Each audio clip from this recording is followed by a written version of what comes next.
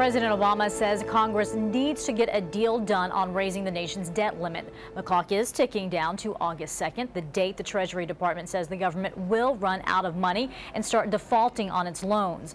Leading Republicans have called August 2nd an artificial deadline, but pushing the debate to the brink could have a negative impact on the economy. I'm the President of the United States, and I want to make sure that I am not engaging in scare tactics. And I've tried to be responsible and somewhat restrained so that folks don't get spooked. August 2nd is a very important date. And there's no reason why we can't get this done now. Malia and Sasha generally finish their homework a day ahead of time. Malia's 13, Sasha's 10.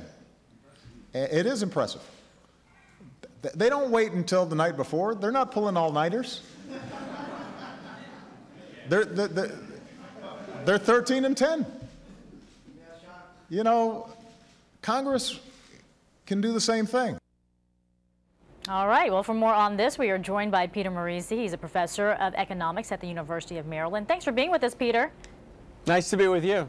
We want you to play referee here just for a second. Some in the GOP have accused the president and Democrats of scare tactics when it comes to the August 2nd deadline. They say the government will still be able to pay the bills, but the IMF says if Congress fails to act, it could have severe consequences. So, which is true?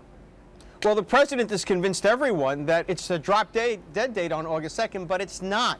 The federal government will still have money coming in from taxes, 55% of its revenues, and of that, interest payments are very small, so the Treasury will honor the interest on the debt, and it can make payments on Social Security checks and Medicare and still have money left over. More than that, what we ignore is that the Treasury can print money to pay its bills, and rather than flood the economy with all those dollars as it spends them, the Federal Reserve can buy them up with the $2 trillion in securities it has on its books.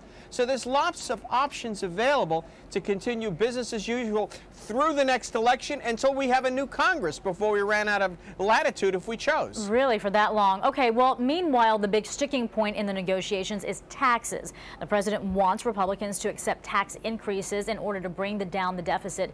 Will more taxes actually help bring down the deficit? Is that theory true? Well, taxes will bring down the deficit, but not very much. For example, this corporate jet thing that he wants to talk about, and it sounds so popular, it'll raise $4 billion over 10 years when we need $1.6 trillion a year.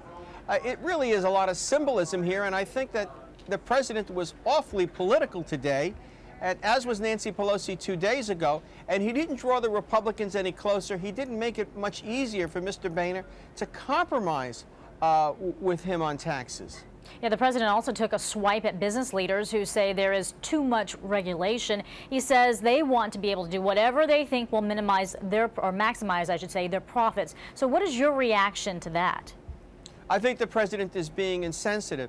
We certainly need prudent regulation, but much of the regulation that we've added, for example, on Wall Street, has made it too expensive to do initial share offerings here, but yet our initial share offerings are more expensive to do than the Europeans. More expensive regulation and hasn't worked. The same thing with Sarbanes-Oxley. The recent financial failures were largely because of accounting fraud. So what happens now to prevent another recession? What needs to take place? Well, we certainly need a deal on the budget because the president's got the world convinced that if the deficit ceiling isn't raised August 2nd, so everybody's going to get very jittery around July 20th, and bad things are going to happen. But beyond that, we have to get Americans working again, and these industrial policies aren't enough. We have to develop domestic energy, prudently reduce regulatory barriers there. We need to improve our trade with China, and we really finally need to start to bring down health care costs. The recent health care reforms didn't do that, and they're a terrible burden on American hiring. But you have said that there's going to be money if there is not a deal passed by August 2nd. But on the same hand, do you agree that perception sometimes is reality? And if people think that we don't have enough money to pay these loans and will default on it, then it's going to cause a trickle-down effect. That's why I think the Republicans are correct in accusing the president, but in particular the Secretary of the Treasury, of fear tactics. Tim Geithner should know better. He has other leverage. And Ben Bernanke, who's a Republican, a Democrat and a Republican, should be working together as non-political officials to essentially come up with this backup plan that I described. You know, he's got everybody convinced the world's going to come to an end. Well, if you do that with financial markets, it happens. And that could be very scary. All right, Professor Peter Morici from the University of Maryland. Professor, thanks so much for being with us. Nice to be with you.